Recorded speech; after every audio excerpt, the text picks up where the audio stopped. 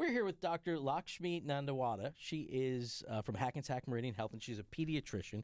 And we're talking about back to school with the kids. It's already that time of year, Doctor. Welcome to the show. Thank you. So let's talk a little bit about kids getting back to school. Let's talk about their anxiety. I was a very anxious kid when school started. It was not my favorite time of year. So how can parents manage the anxiety the kids are dealing with? By the age of 2 years old, you know a child by what they like, what their strengths are, what their dislikes are, what their likes are, and what they are anxious about, and how much your unconditional love and the strength you building up with the kid from the beginning, and also the connection between the parents and the bonding will help to get this anxiety. Little anxiety and stress is okay to bounce back. Or they get so anxious and go to the school and find out, oh, it's good. That will help them. And some of the kids need to be little bit prepared before they go to school. Like, take them to the shop and make it fun and make the book shopping and this shopping and make it really enthusiastic and good, and maybe take them to the school and show them and all that stuff. It depends upon different levels of the school. Some people are very anxious to go to middle school. Some people are worried about bullying and the personal appearance and peer pressure and how I'm going to do this, how I'm going to do that.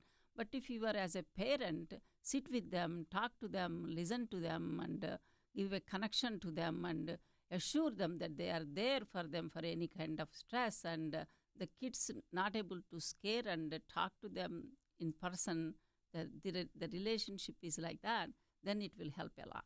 How about food choices? You have to now pack lunches or suggest that they make the right choices at school, and then breakfast, very important. What are your healthy choice options? The breakfast is a very important meal of the day, and I do like a protein, and I like a little kind of milk or something to start the day, because we don't eat anything from 7 p.m. to 7 a.m., which is 12 hours. Your brain doesn't have anything.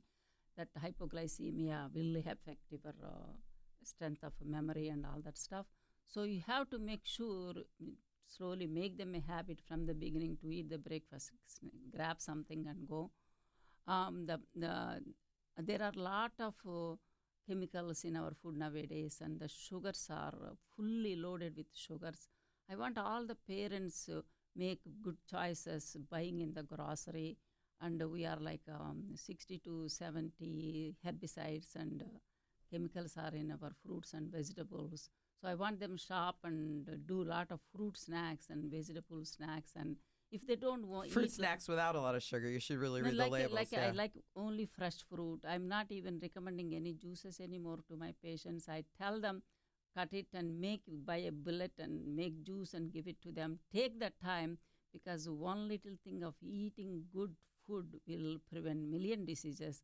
This ADDs and hyperactivities and behavioral issues are all coming from. We could do a whole show just on that subject. Yeah, yes, there's so much to learn about that. So I want to make sure they drink some water, cut fresh vegetables, open fresh fruits, take into the grocery shopping, let them try different fruits and vegetables, and explain the health and what is going on in the market, and teach them. Then that will help producing. They'll help them their whole lives. Yeah. Right. Doctor, are there any signs that parents should be aware of to determine if the children may have a learning disability? There are a few kinds of learning disability. I had one kid with a 5-year-old. The kid is bullying him in the school, in the bus, and he doesn't want to go. He has no interest into the school, that kind of learning disability.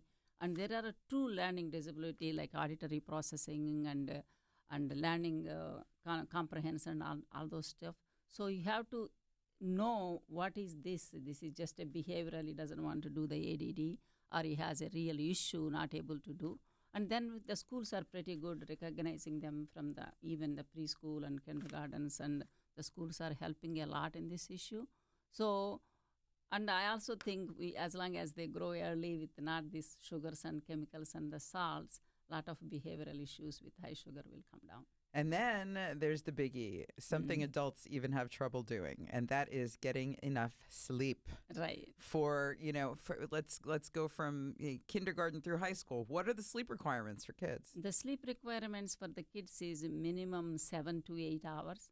For the teens, it's like 9 to 10 hours. They need more them sleep. Yeah. But what they're doing is they're doing reverse and the whole making the sleep cycle set up wrong ways, and they're taking naps, and a lot of accidents are happening because they don't getting enough sleep. And probably their grades are suffering too. Yeah, grades definitely health, making a health issue, not able to remember things, getting tired, not able to concentrate. The grades are also going down.